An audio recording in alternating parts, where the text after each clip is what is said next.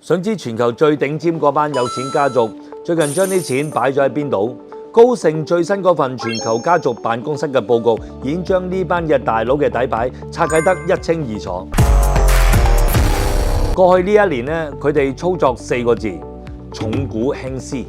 佢哋將公開市場股票嘅比例加到去31%，最主要係睇中 AI 同埋科板塊帶動嘅新周期。相反，之前好熱門嘅私募股權啊，投資就跌得返2成左右。原因好簡單，估值太貴，退出太難，回本週期太長。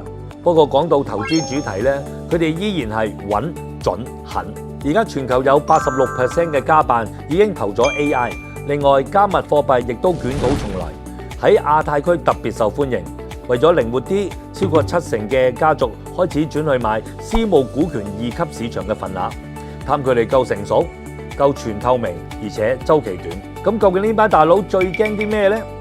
答案竟然唔係通脹啊，亦都唔係經濟衰退，而係地緣政治啊！有超過60%嘅家族認為咧，呢樣嘢先係而家最唔安全嘅因素。一句話總結啦，頂級嘅財富嘅底氣咧，係來自專業化加埋長期持有。喺呢個唔確定嘅年代，佢哋唔會盲目咁樣去追排名，亦都唔會急住咁樣去退出，而係隨時保持可以抽身嘅靈活性。呢一種進可攻、退可守嘅思維，先至係頭部玩家真正嘅生存之道啊！好片記得俾朋友